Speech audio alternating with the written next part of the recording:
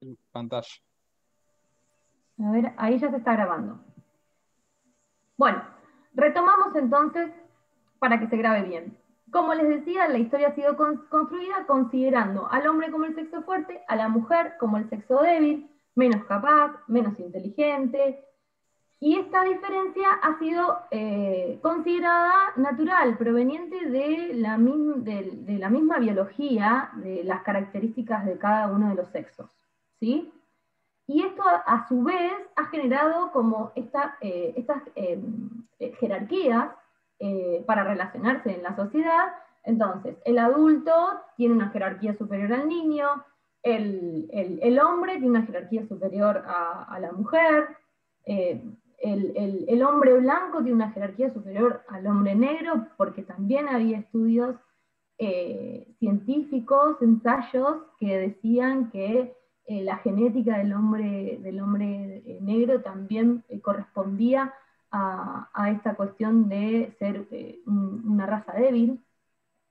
¿Sí? Todo se venía justificando a través de lo natural, de la naturaleza, de la biología. Entonces, se hace una distinción en las tareas asignadas, en los roles dentro de la sociedad asignados a cada uno de los sexos, ¿sí? Y se elabora lo que es el género. Entonces, el hombre tiene la toma de decisiones políticas, sociales y culturales porque son lo importante, y al ser más inteligentes y al ser el sexo fuerte, son los que corresponde que tomen ese tipo de decisiones. Incluso una corriente filosófica también hacía referencia a que la mujer no podía pensar en abstracto porque era muy emocional. Entonces, como las tomas de decisiones con relación a lo público, a lo social, a las políticas, a la cultura, las tomas de decisiones importantes deben hacerse teniendo en cuenta un pensamiento abstracto, no se podía dejar en cabeza de las mujeres ese tipo de decisiones. Entonces, a la mujer le corresponde su rol reproductivo, el hombre va a tener un rol productivo porque su trabajo va a ser rentado, y la mujer va a tener un rol reproductivo, ¿sí? Porque su trabajo es dentro de la casa, es no rentado, y se va a dedicar al cuidado del hogar, a la atención del marido y a la crianza de los hijos. Eso básicamente, este es el punto de partida de las desigualdades que se van a ir presentando a lo largo de la historia y que van a ir generando este tipo de reacciones de los movimientos feministas para lograr la igualdad y su correspondiente reclamo. Bien, a lo largo de la historia surgieron individualidades. ¿Hay alguien que tiene el audio? Si por favor se silencian. Ahí está. Bueno, a lo largo de la historia surgieron distintas, a partir de esta división de tareas, algunas mujeres se comenzaron a dar cuenta, mucho antes del siglo XVIII, ¿sí? Que vamos a marcar como la primera etapa del surgimiento del movimiento feminista. Pero con anterioridad sí hubo algunas reacciones, son las que terminaban siendo quemadas en la hoguera como brujas, algunos de los casos. Bueno, pero esas fueron reacciones individuales de algunas mujeres que reaccionaron frente a esta construcción social del género femenino. ¿Sí? Recién podemos citar como una primera etapa del feminismo en el siglo XVIII, ¿sí? Como una toma de conciencia colectiva en donde la lucha de la mujer ya no empieza a ser de una sola, sino que empieza a ser de distintos grupos de mujeres que incluso en esta etapa habían participado en la Revolución Francesa, ¿sí? Y en otras luchas relacionadas con la ideología igualitaria, racionalista del iluminismo, etc. La revolución industrial es la época en donde la mujer tiene una participación, pero cuando se consigue, se llega al logro, se la deja a un lado. ¿Sí? Bien. Estas son las precursoras, las que vamos a ver ahora son 3, y son las 3 mujeres precursoras de la primera etapa del movimiento feminista. Entonces,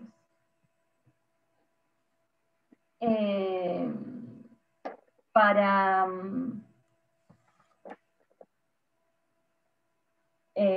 ponernos en tema, tenemos una mujer que su labor natural es cuidar la casa, criar los hijos, no puede estudiar, no puede votar, no puede tomar decisiones familiares, no puede tener propiedades a su nombre, no puede elegir ni siquiera con quién se casa, ¿sí? Este es el contexto.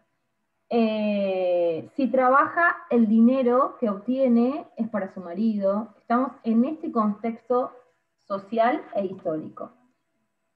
Es en este contexto donde surge la Revolución Francesa, y cuando se obtiene el triunfo de la misma, se dicta la Declaración de los Derechos del Hombre y del Ciudadano. ¿De qué hombre y de qué ciudadano? Este hombre no incluye a las mujeres, o sea que ya dejamos a la mitad de la población mundial afuera de esta Declaración de Derechos.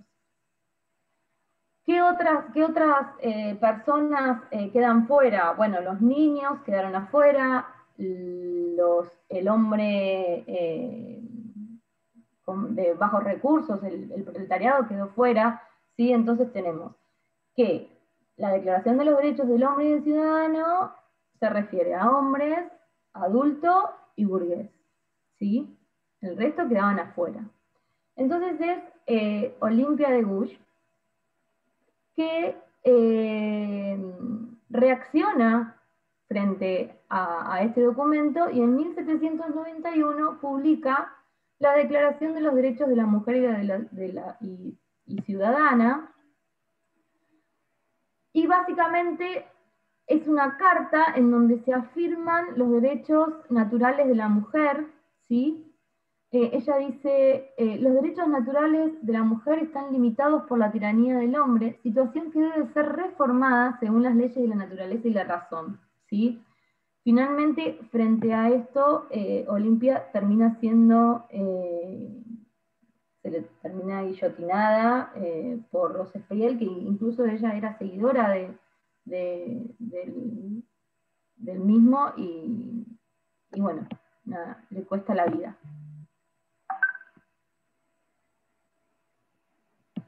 En 1792, Mary Wollstonecraft escribe La Vindicación de los Derechos de la Mujer, planteando demandas inusitadas para la época, o sea, planteaba como demandas la igualdad de derechos civiles y políticos, laborales y educativos, y el derecho al divorcio como libre decisión de las personas, ¿sí?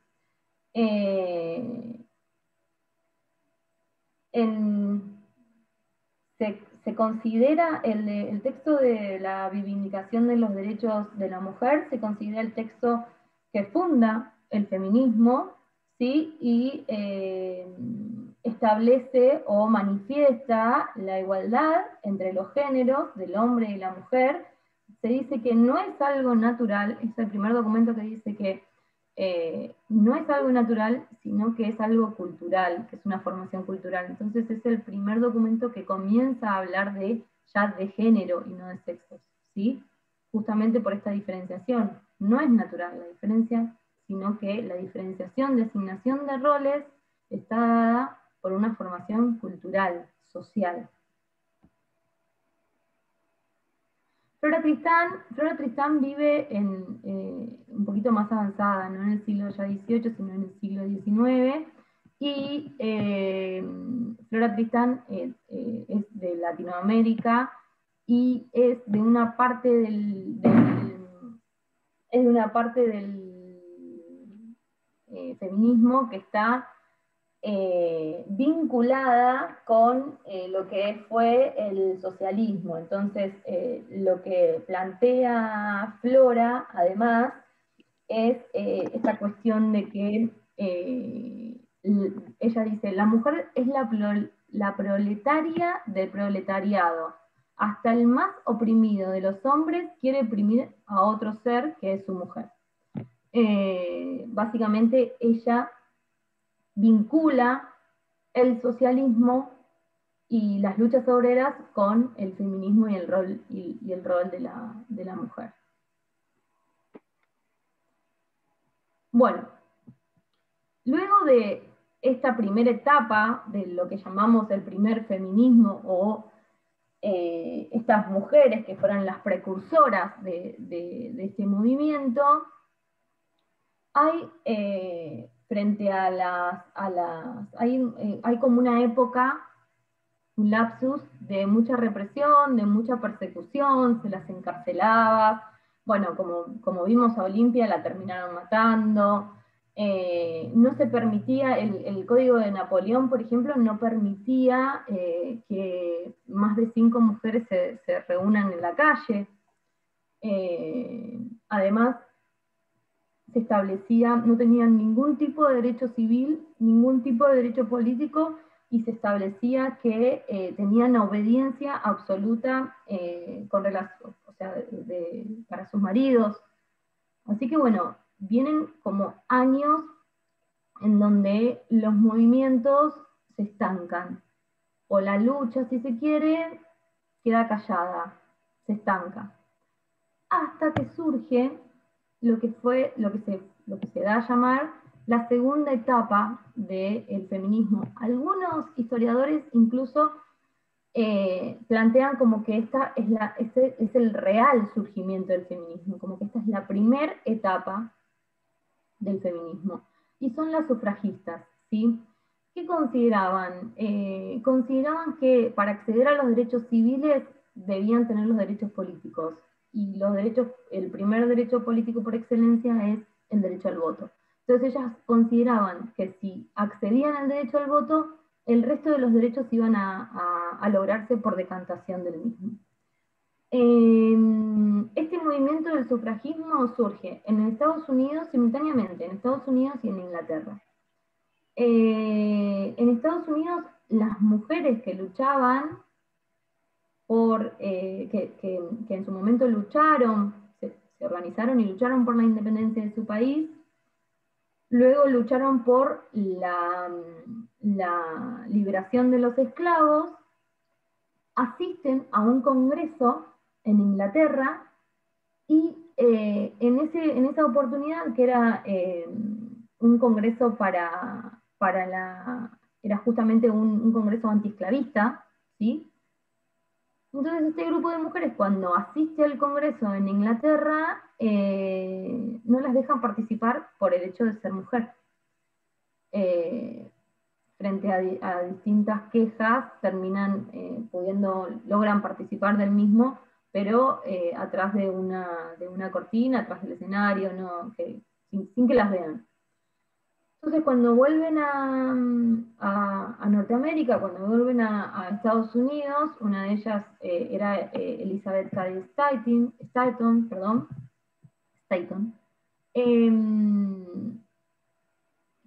o sea, se organizan y plantean esta situación y comienzan a luchar, no ya por los derechos de los esclavos, ni por la independencia de su país, como lo habían hecho antes, sino básicamente por los derechos civiles de las mujeres. Entonces, se lleva adelante en 1848 en la iglesia de Seneca Falls el primer congreso que reclama los derechos civiles de las mujeres.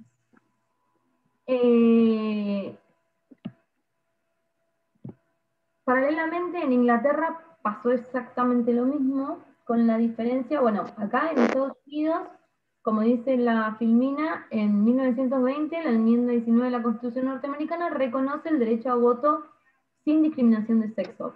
Pero, atención, porque en este caso lo reconoce solo para las mujeres blancas. También hay todo un reclamo por parte de las mujeres de color, que en este punto no se vieron protegidas por el feminismo de esta época. ¿Sí? Bien. En Gran Bretaña se consiguió el voto, se les concede un poco antes, en 1918, antes que en Estados Unidos, pero la gran diferencia fue que el reclamo de las mujeres del movimiento feminista en Gran Bretaña en ese momento fue mucho más extremo. Se tomaron medidas, o sea, salieron de la pacífica protesta a una protesta un poco más fuerte. Entonces se tomaron medidas extremas como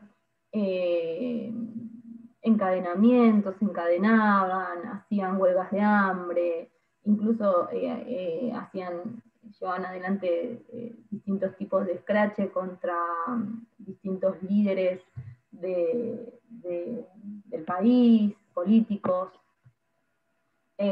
Incluso llegaron hasta poner bombas, o sea, se armaron para lograr el voto femenino, lo cual llega en 1918. Con relación a las sufragistas, en América Latina no tuvo la misma intensidad o relevancia que tuvo en Estados Unidos y en Europa. Acá la participación fue de un grupo de élite de mujeres, no fue masivo, ¿sí? Y por eso se dijo que se trataba de una corriente burguesa, o sea, por un lado una corriente burguesa, y por el otro lado también fue defendido, pero también tímidamente, por una corriente clasista y sufragista, que era la de Carolina Musilli, que militaba en el Partido Socialista en esa época. La primera mujer que votó en Argentina y en América Latina fue Julieta Lantieri.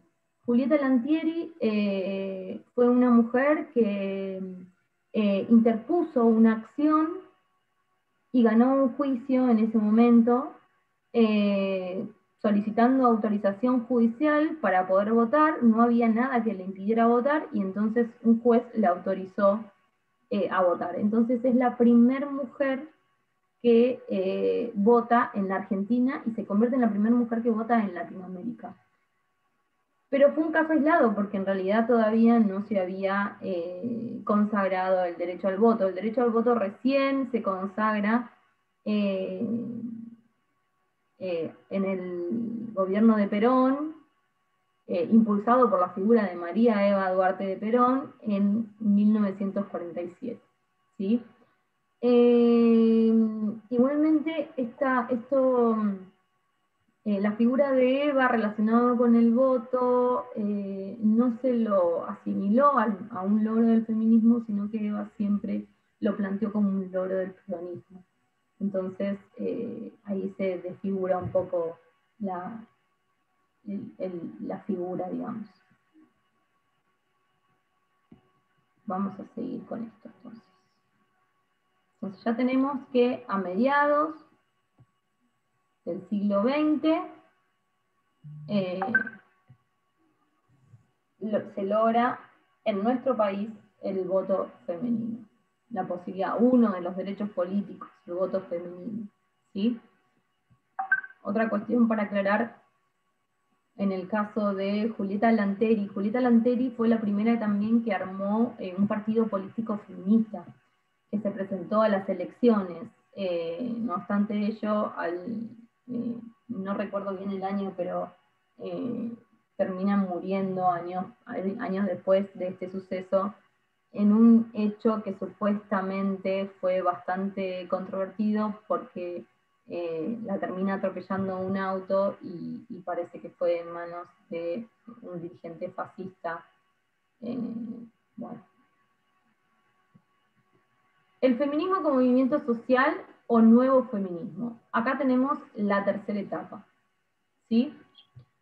Entonces, luego de que se consigue el sufragio, básicamente el derecho al voto, otros derechos como son el derecho a ingreso, al ingreso a la facultad, a una mejor educación, eh, el derecho al trabajo, empiezan a flexibilizarse, se empiezan a adquirir en esta etapa, entonces nuevamente hay un periodo entre la Primera y la Segunda Guerra Mundial en donde el movimiento feminista también se apacigua, digamos, como que se estanca.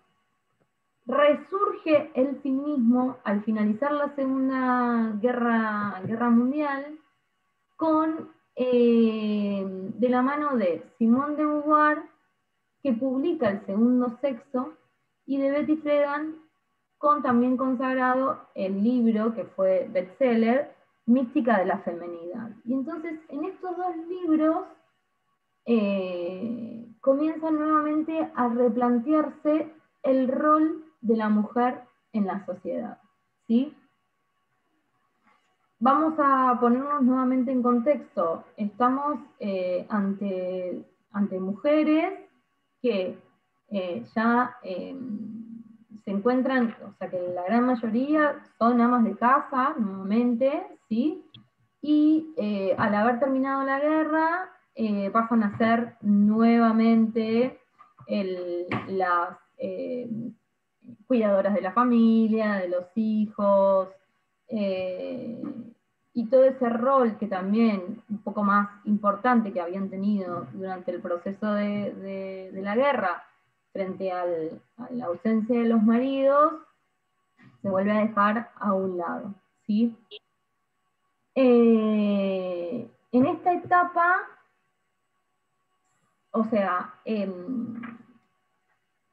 Simone de Beauvoir, en el libro Segundo Sexo, en esta etapa, es la primera que plantea que no se nace mujer, se llega a hacerlo. Nuevamente, esta cuestión de que no es natural el rol asignado, sino que es un rol o son características de lo que el patriarcado quiere que la mujer sea y haga.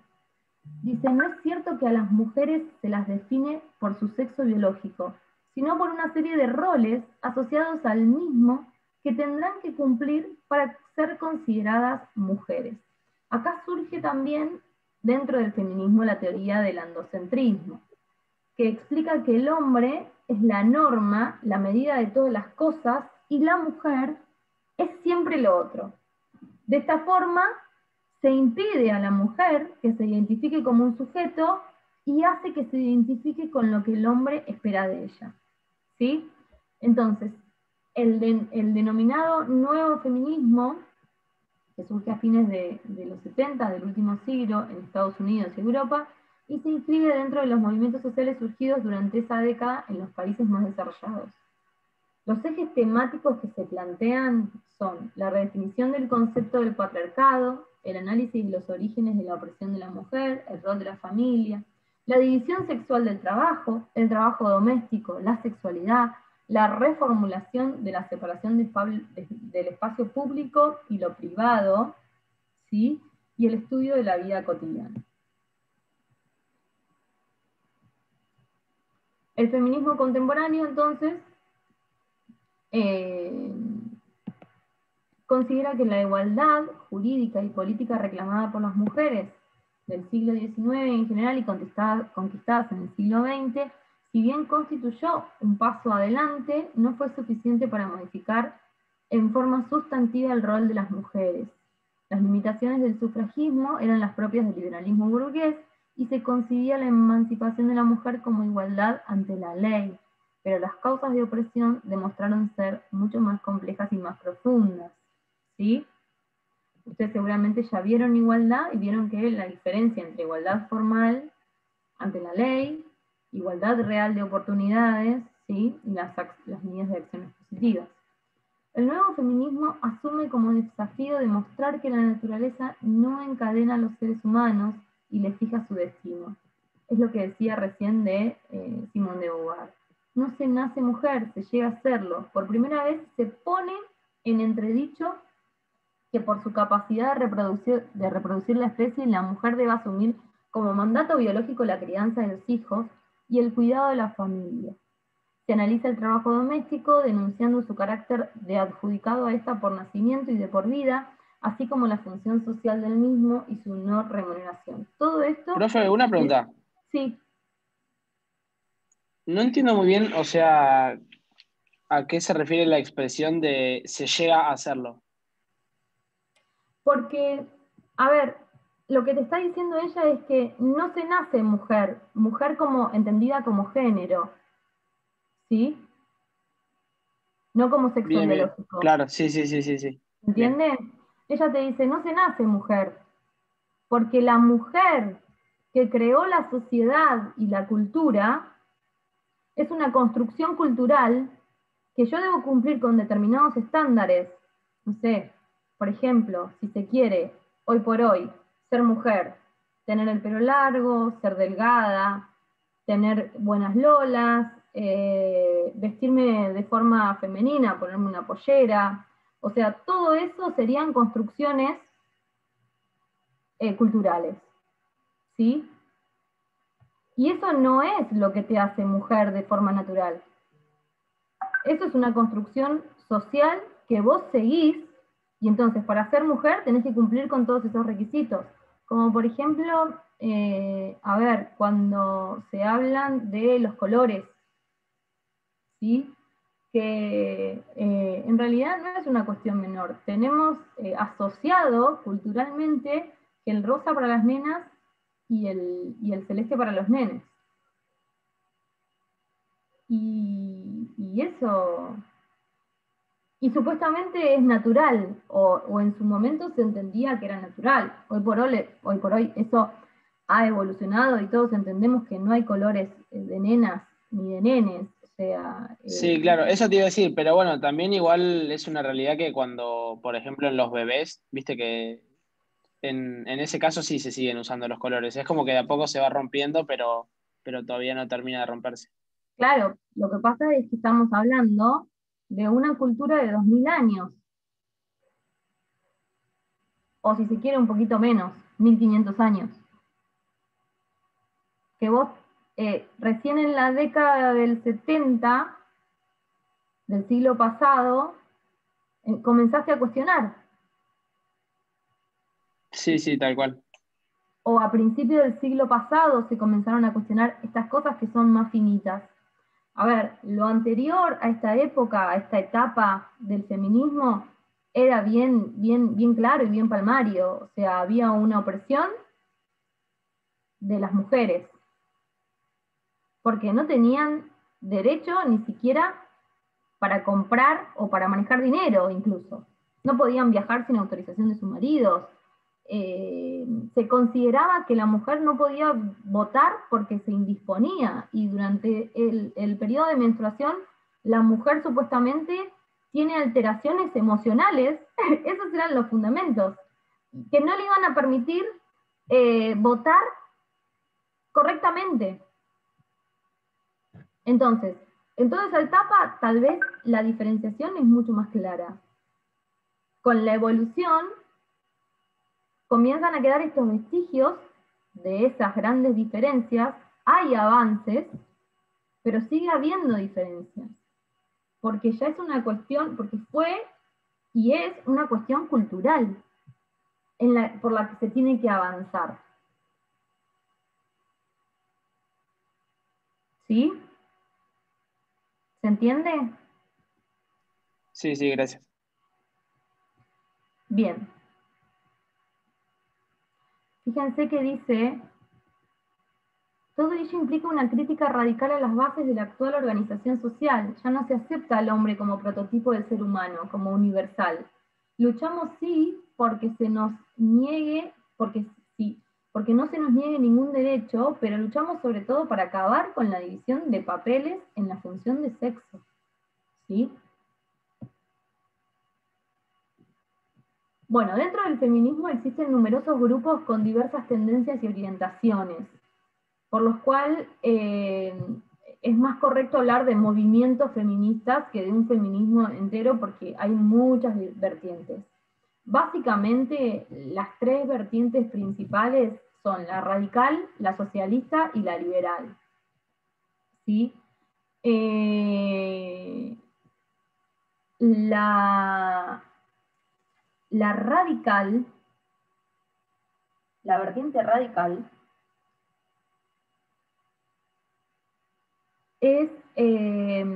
sostiene que la mayor contradicción social se produce en función del sexo y propugna una confrontación. Las mujeres estarían oprimidas por las instituciones patriarcales que tienen el control sobre ella y fundamentalmente sobre su reproducción. ¿Sí?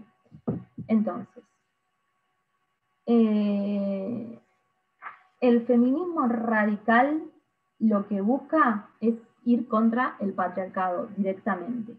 ¿Sí? El feminismo liberal de los años 60 en realidad describe la situación de las mujeres como una desigualdad, no como una explotación u opresión, y lucha por cambios en el mismo sistema, no va contra el patriarcado, sino que lucha con cambios en el patriarcado hasta lograr la igualdad. Un ejemplo de una visión del feminismo liberal, para que a ustedes les quede claro, y una visión del feminismo radical, sería la siguiente. Si una chica se saca una foto sexy y la publica en alguna red social, el feminismo liberal lo va a ver como, como si estuviera desafiando al sistema, ¿sí? Que en realidad este sistema patriarcal espera que te comportes de forma rescatada. Entonces lo ve como una igualación en los derechos del hombre. Si los hombres se pueden sacar fotos sexy y nadie lo ve mal ni lo juzga, bueno, la mujer también se puede sacar fotos sexy y subirlas a las redes y nadie tiene por qué juzgarla porque somos iguales. Esta sería la visión del feminismo liberal, para que ustedes tengan una idea. Para el feminismo radical, para marcar bien las diferencias y cuáles son entre uno y otro, para el feminismo radical, en realidad va a respetar que vos publiques esa foto, pero en realidad no está, para el feminismo radical esta persona no estaría desafiando nada, ¿sí? Porque en realidad cumple con los estándares patriarcales en cuanto a los estándares de belleza, de feminidad, etc. ¿Sí?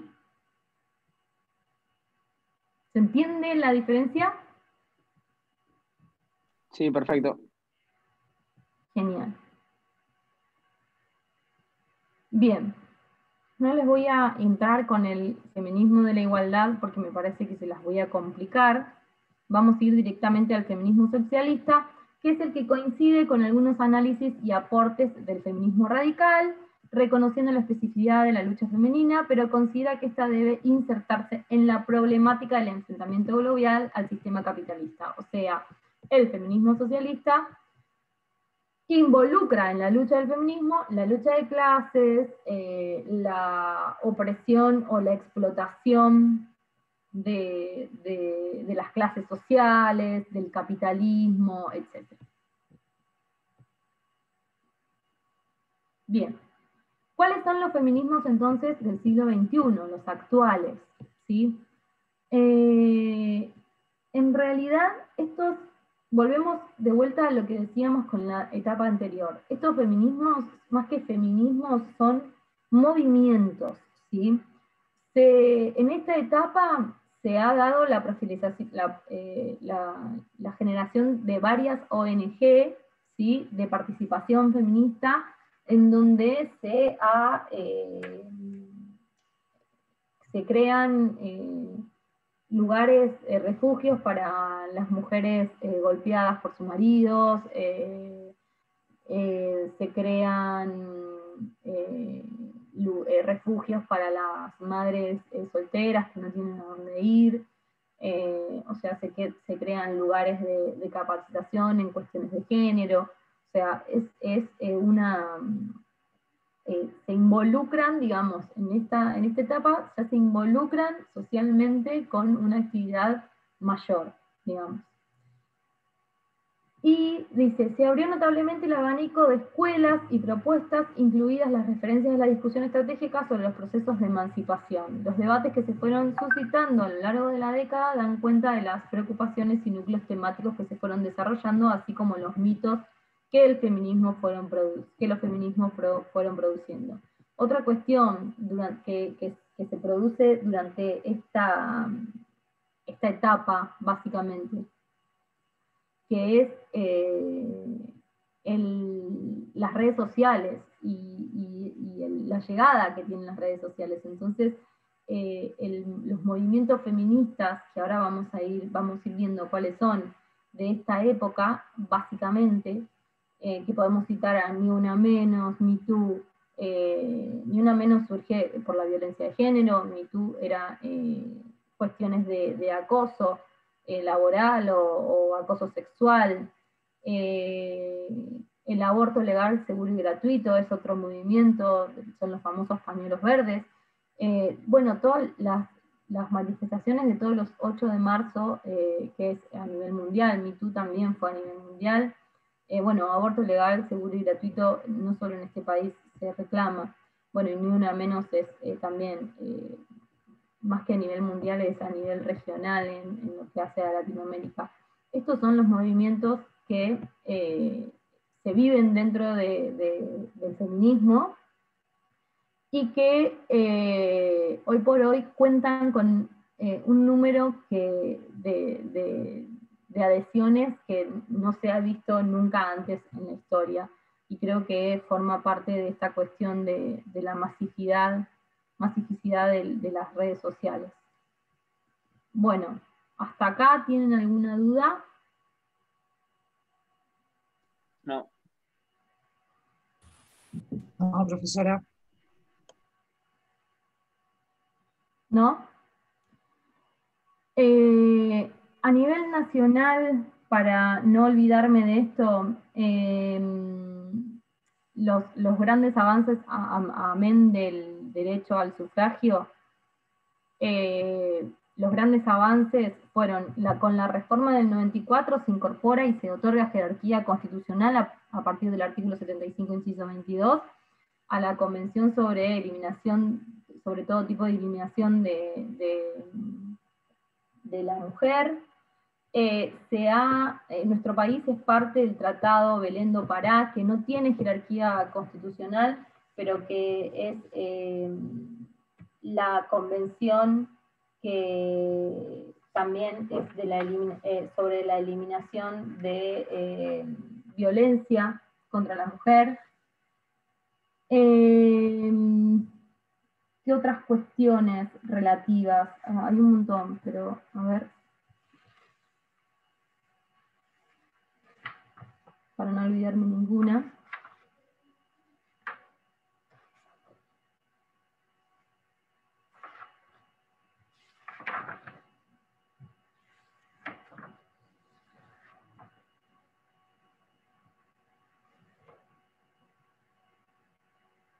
Es la Convención Interamericana para Prevenir, Sancionar y Erradicar la Violencia contra las Mujeres, la Convención de Belén do Pará.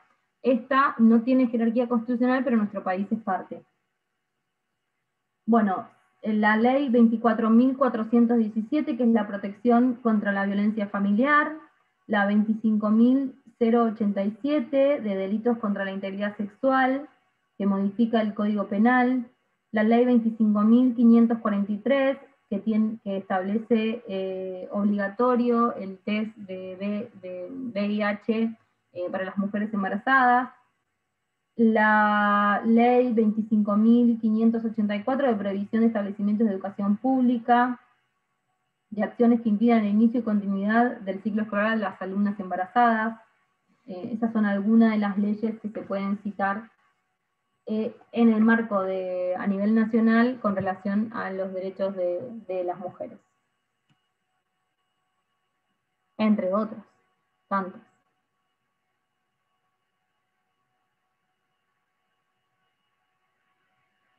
Bueno, si no tienen preguntas, hasta acá llegamos.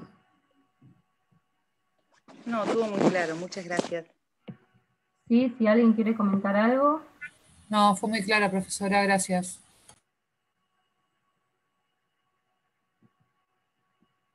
Bueno.